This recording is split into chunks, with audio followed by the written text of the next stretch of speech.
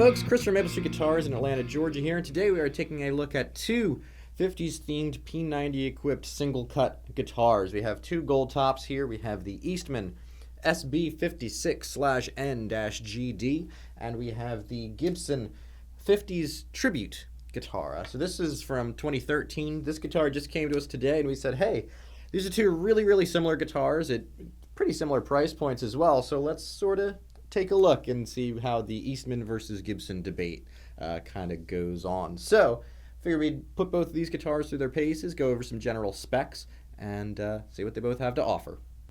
So for the most part, these two guitars are extremely similar in their overall specs. We feature maple-capped mahogany bodies, in both instances 24 3/4 inch scale length. In both, we have P90s in both guitars, individual volume and tone controls, three-way switch, stop bar tailpiece, and tunematic style bridge, vintage style tuners, even similar neck profiles, although the Eastmans I've noticed maybe vary a little bit. This is kind of a medium C shape, and the Les Paul Tribute here almost a little bit more D-shaped in a way. It's not a slim 60s style neck as one would expect with it being a 50s Tribute, but not the super beefy 50s style. So both necks really comfortable, and something that I think most players would be fine playing either guitar. Where we do have some differences, obviously the pickups are different. We have Lollar Imperials in here versus the Gibson Alnico P90s, and we definitely have some different manufacturers for the bridge and hardware and all that kind of stuff. But really at their core, they're both, like I said, extremely similar. So I think we're going to get a really good idea of what both of these guitars sound like. We'll take a look at how they're similar, how they differ, and see maybe which one's a better choice for you. So one more quick thing before we get into today's demo. We're going to be playing these guitars through the Fender Bass Breaker 15 amplifier, and we're going to keep the EQ pretty much at noon throughout, so bass, middle, and treble are all at noon. We'll be messing around with the gain a little bit for each general sound, though we won't be changing it between the two guitars, so it'll stay consistent in each general demo.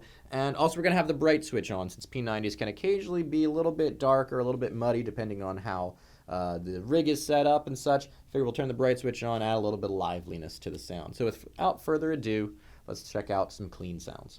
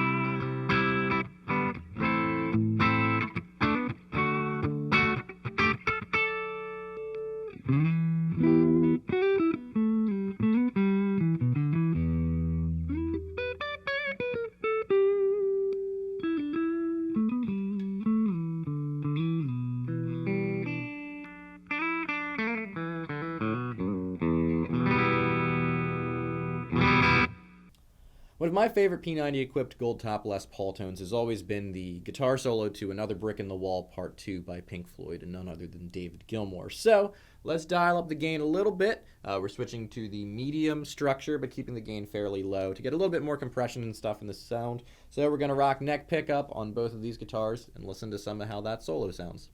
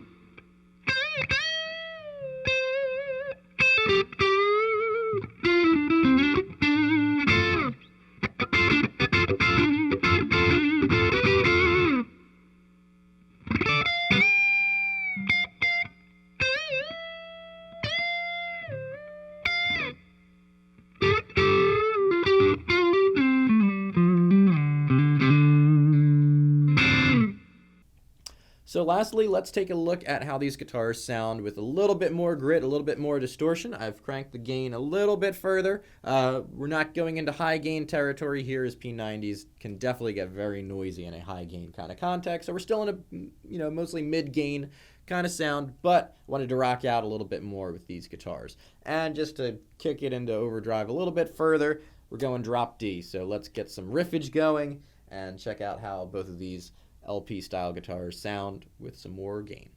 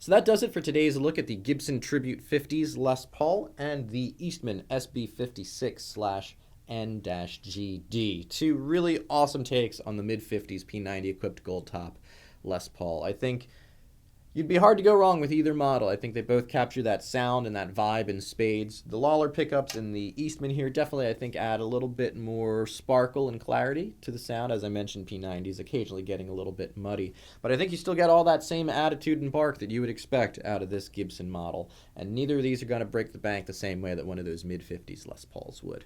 So, let us know in the comments below. Are you a P90 fan? Are you a Les Paul fan? Are you a fan of Les Pauls with P90s? And of course, be sure to follow us on the web at Facebook, Instagram, and YouTube. And stop by sometime here in Atlanta, Georgia. For Maple Street Guitars, I'm Chris. Cheers.